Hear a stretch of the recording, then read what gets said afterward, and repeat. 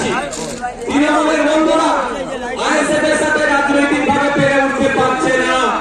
ISF এর বিশ্বনেতা শামসুল আলী মল্লিক, তাপস দা, নাসিরউদ্দিন মীর সাহেব থেকে শুরু করে থেকে শুরু করে কুতুব ভাই থেকে শুরু করে আর জামির ভাই থেকে শুরু করে সামির দা থেকে শুরু করে যে নেতৃত্ব আছে এবং বুথ লেভেল পর্যন্ত যে নেতৃত্বরা আছে তাদের সাথে চুক্তি করতে পেরে উঠতে পারছে না। তারা বলছে যে ভোট কেটে নাকি বিজেপির সুবিধা হবে। আজকের এই শহীদ মিনার ময়দান থেকে তৃণমূলের সুপ্রিমোকে চ্যালেঞ্জ দিচ্ছি, একটা এগ্রিমেন্ট হোক, যে এগ্রিমেন্টে পিরজাদা আব্বাস সিদ্দিকী আইএসএফ এর প্রতিষ্ঠাতা সই করবে আর তৃণমূলের প্রতিষ্ঠাতা সম্মানীয় মাননীয় মমতা ব্যানার্জি সই করবে। সেখানে আব্বাস ভাইজান লিখবেন আইএসএফ যেখানে যেখানে প্রার্থী দেবে ভোট কেটে যদি বিজেপি আসে তার দায়ভার আইএসএফ নেবে, তৃণমূল যা শাস্তি দেবে মাথা পেতে মেনে নেবে। আর সে এগ্রিমেন্ট পেপারে মমতা ব্যানার্জিকে লিখে সই করতে হবে তৃণমূল যেখানে যেখানে প্রার্থী দেবে ভোট কেটে যদি বিজেপি আসে তার দায়ভার তৃণমূলের উপরে বর্তাবে আর আইএসএফ যা শাস্তি দেবে গণতান্ত্রিক প্রক্রিয়ায় তৃণমূলকে মেনে নিতে হবে। আজকে শহীদ মিনার ময়দান থেকে দিয়ে রাখলাম, তাহলে বোঝা যাবে বিজেপিকে আটকানোর জন্য কে তারা ভোট ফন্টে এসে এই দেশে লড়াই করছে। আমরা আদর্শগত বিজেপি এবং আরএসএস এর বিরুদ্ধে আমাদের পরিবেকার বক্তা শ্রদ্ধেয় সম্মানীয় বাবা সাহেব আম্বেদকরের নাতি যে কথা বলেছেন, একদম আমরা আদর্শগত ভাবে বিজেপি আরএসএস এর বিরুদ্ধে গণতান্ত্রিক প্রক্রিয়া আমরা লড়াই সংগ্রাম জারি রাখবো।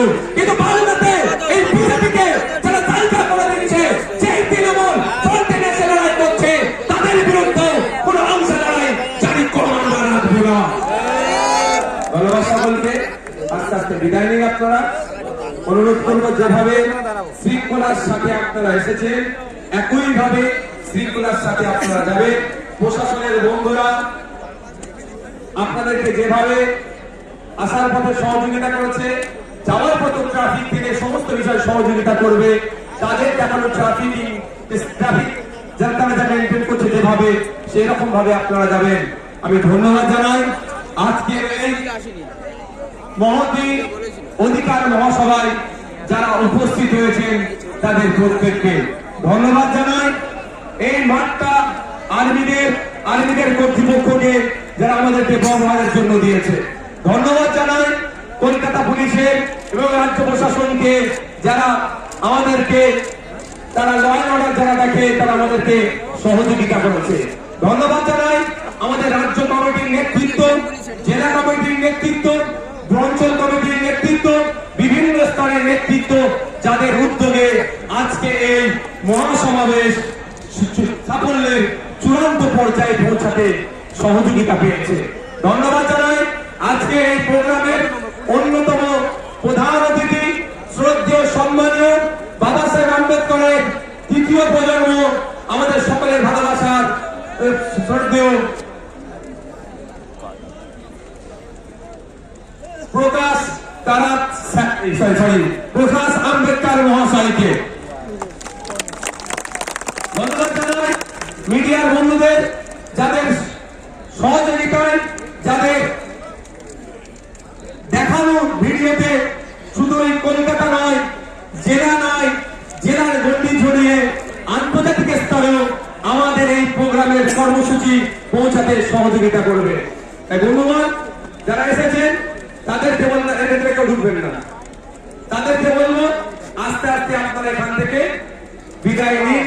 এখানে আমাদের মিডিয়ার বন্ধুরা কিছু কোশ্চেন করতে পারে। আচ্ছা, ধন্যবাদ জানাই। ভাঙড় থেকে আমাদের যারা পঞ্চায়েত নির্বাচনে আমাদের ভাইরা আমাদের দলের জন্য জীবন উৎসর্গ করেছে সেই পরিবারের লোক চলে আসছেন ধন্যবাদ জানাই। আপনারা সবাই শুনেছেন গুজরাটে কিভাবে তারপরে রাজস্থানে কিভাবে তারপরে নৃশংস হত্যা করে তাকে খুন করেছিল, তার পরিবারে আছে। সত্যি একটা কথা আপনাদের বলি, রাজ্য সরকার চলছে না, সরকার নয়টা সার্কাস চলছে। ৬,০০০ টাকার মাইনে নাকি সরকারি কর্মচারী, আজকে বেড়ে সরকারি কর্মচারী ৬,০০০ টাকার মাইনে আছে। আমার আপনারা দিলেন মেয়েকে দিয়ে করাচ্ছে, মানে বুঝতে পারছেন কি বিচারিতা করছে। আর আপনাদের বলবো যে আমাদেরকে সজাগ সতর্ক হতে হবে, আগামী দিনের জন্য তৈরি হতে হবে।